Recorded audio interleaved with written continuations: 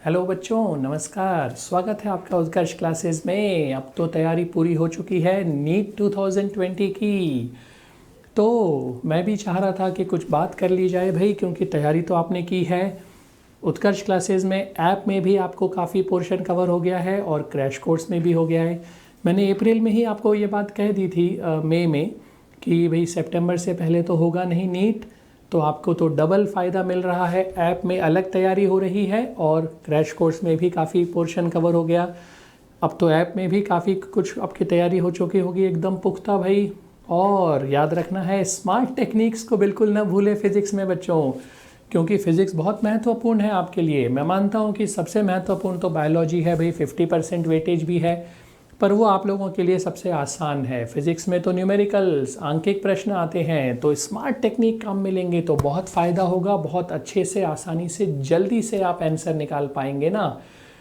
Time आपके लिए महत्वपूर्ण है, क्योंकि बायोलॉजी का 50% वेटेज है, वहाँ टाइम देते हैं। केमिस्ट्री को टाइम देते हैं, उसमें भी थ्योरेटिकल है, कुछ न्यूमेरिकल है।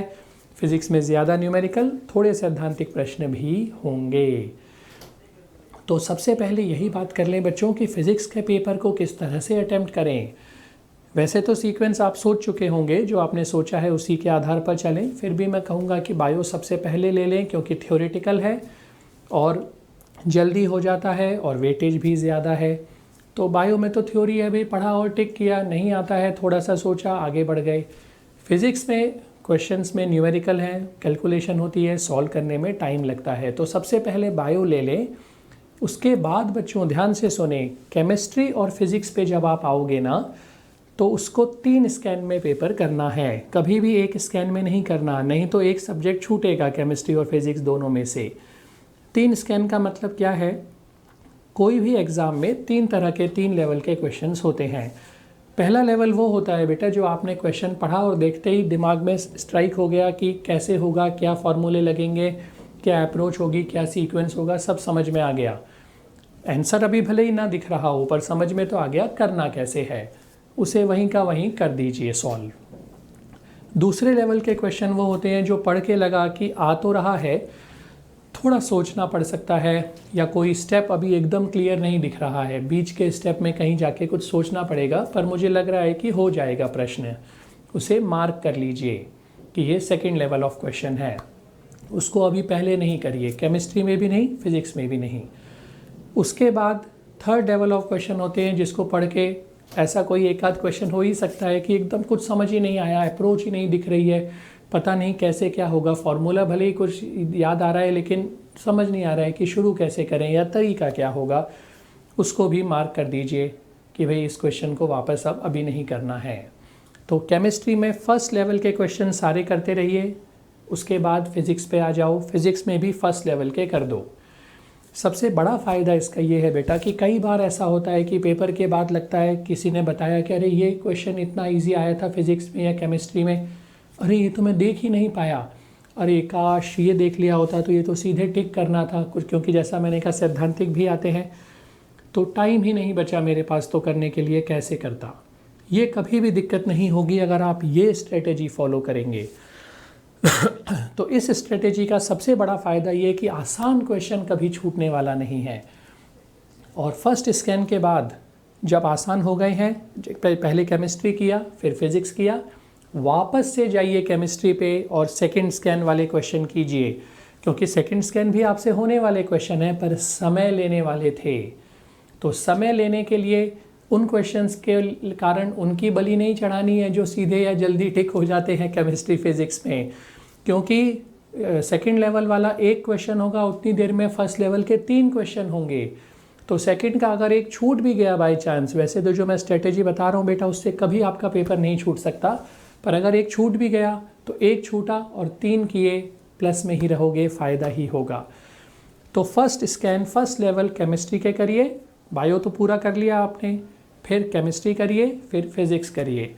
देखो बायो में मैं क्यों सेकंड थर्ड लेवल नहीं बोल रहा हूँ, क्योंकि सेकंड थर्ड लेवल का मतलब है सेकंड लेवल जिसमें सोचना पड़ेगा और फिर आ जाएगा।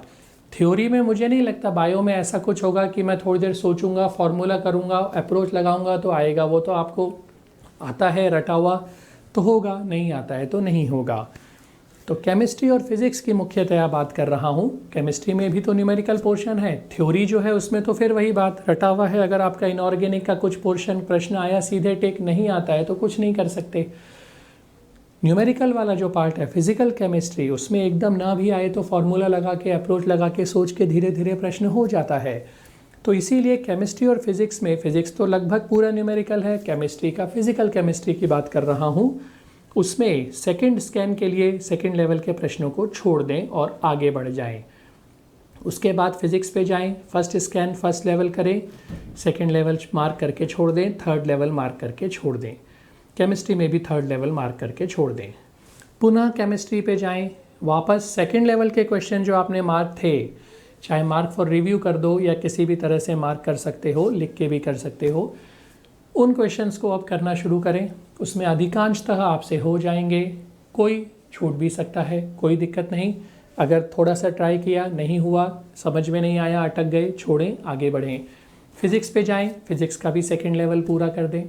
सेकंड लेवल पूरा होने के बाद अब आपको ये तो पक्का है कि जितना आता था अच्छे से वो हो चुका है, छूटा कुछ भी नहीं।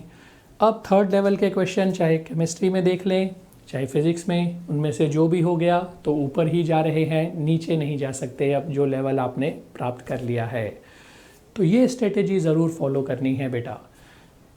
और गोल्डन रूल बहुत ज़रूरी है। क्या है गोल्डन रूल? कोई भी क्वेश्चन को फिजिक्स में ज़्यादा से ज़्यादा 3 मिनट देने हैं। 3 मिनट, 1 2 3, इससे ज़्यादा कभी नहीं देना, क्योंकि पूरी संभावना है बेटा कि अगर 3 मिनट में वो क्वेश्चन आपसे नहीं हुआ, मतलब वो क्वेश्चन आपसे होने वाला नहीं है, फंसाने वाला है, समय खराब करने वाला है। तो ऐसे क्वेश्चंस का पता करना ज़रूरी है, इसीलिए मैंने 3 लेवल बताए।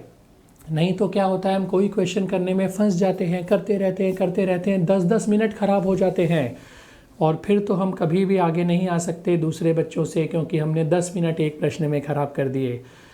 तो बार बार घड़ी देखने की आवश्यकता नहीं है, पर आपको आइडिया तो रहता है कि हाँ कितना टाइम हुआ है, मुझे 2.5-3 मिनट लगभग हो चुके हैं। अगर आपको लग रहा है 3 मिनट हो गए हैं, उसको बॉक्स बना के लिख दो क्वेश्चन नंबर 23 और आगे बढ़ जाओ, ताकि जब वापस समय बचे लास्ट में और वापस आओ तो उतने बॉक्स में उतना भाग किया हुआ दिखे और उसी के आगे हल करने का ट्राई कर सकते हो। 2 और बहुत ही महत्वपूर्ण बातें बच्चों जो आपको आगे ले जाएंगी दूसरों से। पहली बात तो ये, कभी कभी कुछ क्वेश्चन होते हैं तीसरे लेवल के, दिखते हैं फर्स्ट लेवल के, यानी वो भेड़ की खाल में भेड़िया होता है ना, जो आपको खाने के लिए तैयार बैठा है। हमें लगता है पढ़ के कि ये तो फर्स्ट लेवल है, करना शुरू किया, प्रश्न करके पढ़ के लगा था कि आसानी से हो जाएगा, जानबूझ के ऐसे प्रश्न दिए जाएंगे बच्चों 2-4, लेकिन जब हल करने जाओगे अटक जाओगे, फिर सोचोगे कुछ और करूँ, फिर अटक जाओगे, 2-3 बार अटक जाओगे। तो समझ जाओ कि ये तो भेड़ की खाल में भेड़िया है, यानी पहले लेवल का नहीं, ये तीसरे लेवल का प्रश्न है। जब 2-3 बार अटक जाओ, 2.5-3 मिनट हो जाए, वहीं छोड़ दो। ऐसा नहीं सोचना कि अरे फर्स्ट लेवल का था, ये तो करना ही है, करके ही रहूँगा, 10 मिनट लग जाए कोई बात नहीं। क्योंकि बच्चों ऐसे प्रश्न जानबूझ के 2-3 डाले जाते हैं ताकि बहुत सारे बच्चे उसमें फंस जाएं और 10-12 मिनट खराब कर दें। अगर आप में से किसी ने पहले नीट दिया है तो ये अनुभव किया होगा कि एक आध प्रश्न ऐसे होते हैं जिसको सॉल्व किया, 3, 4, 5, 6 मिनट हो गए। 6 मिनट के बाद ऐसा लगता है कि अब तो उत्तर आने ही वाला है, बस 2 स्टेप करूँगा उत्तर आ जाएगा। तो आप कैसे छोड़ूँ, 2 स्टेप के लिए क्या छोड़ दूंगा क्या प्रश्न, हल करता हूँ। फिर वो 2 स्टेप नहीं 10 स्टेप भी हल करो, उत्तर नहीं निकलेगा। 6 मिनट की जगह 8-9 मिनट हो गए। फिर ये दिमाग में आता है कि अब 9 मिनट लगा दिए हैं, अब अगर हल करे बिना आगे बढ़ गया तो वेस्ट हो जाएंगे 9 मिनट, अब तो आधा 1 मिनट में हल कर ही लूँगा, करता हूँ। और फिर 10, 11, 12 मिनट बाद फ्रस्ट्रेट हो जाते हैं और फिर गुस्से में छोड़ना पड़ता है और पूरे टाइम दिमाग में चलता रहेगा कि मेरे तो 12 मिनट गए, मेरे तो 12 मिनट गए, आगे के प्रश्न भी गड़बड़ हो जाएंगे। इसीलिए ये गोल्डन रूल बता रहा हूँ, 3 मिनट से ज़्यादा लग रहे हैं तो फंस जाओगे उस प्रश्न में, छोड़ो, बॉक्स बना के जितना किया है मार्क करो, आगे बढ़ जाओ। क्योंकि जानबूझ के ये प्रश्न फंसाने के लिए दिया था, हमें नहीं फंसना है, हम तो आगे निकल जाएंगे, दूसरे बच्चों को फंसना है तो फंसने दो भाई। तो ये गोल्डन रूल बहुत महत्वपूर्ण है। दूसरी महत्वपूर्ण बात, कभी कभी किसी भी टॉपिक का, फिजिक्स केमिस्ट्री बायो तीनों के लिए बता रहा हूँ बेटा, बहुत ही टफ प्रश्न आ सकता है थर्ड लेवल का जो हमसे नहीं होगा, और वो चैप्टर कभी ऐसा भी हो सकता है जो बहुत अच्छा तैयार हो। तो बाय चांस आपका कोई एक्स चैप्टर तैयार है तीनों में से किसी सब्जेक्ट में बेस्ट, पर उसी का बहुत खतरनाक टफ वाला क्वेश्चन आ गया, तो हम अपने ईगो पे लेने लग जाते हैं कि अरे ये चैप्टर का प्रश्न कैसे नहीं होगा, ये चैप्टर तो मेरा बेस्ट है, ये तो मुझे करना ही है। होगा तब भी नहीं, पर 10-15 मिनट ख़राब कर दोगे ईगो के कारण कि अरे ये चैप्टर तो करके रहूँगा, मैंने बहुत अच्छे से तैयार किया, बहुत समय दिया था तैयार करने में, ये तो करना ही है। ऐसा काम नहीं करना।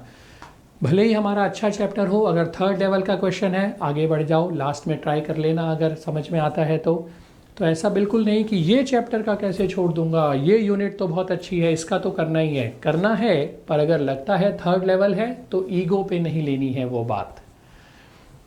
तो ये बहुत इम्पॉर्टेंट महत्वपूर्ण बात है बच्चों कि गोल्डन रूल फॉलो करना ज़रूरी है। 3 मिनट से ज़्यादा क्वेश्चन में नहीं दोगे, केमिस्ट्री में भी नहीं, फिजिक्स में भी नहीं, बायो में तो इतने लगते ही नहीं है, इसलिए उसको बोलने की ज़रूरत नहीं है। तो महत्वपूर्ण बात हम फिज़िक्स के लिए ज़रूर कर लें। 3 मिनट का गोल्डन रूल अगर आपने याद रखा, कभी आपका पेपर नहीं छूट सकता, ये मेरी गारंटी है, दावा है मेरा आपके। मैं बता रहा हूँ बच्चों, ये बहुत सालों का अनुभव है कि कभी पेपर नहीं छूटता अगर 3 मिनट का गोल्डन रूल आपने याद रखा।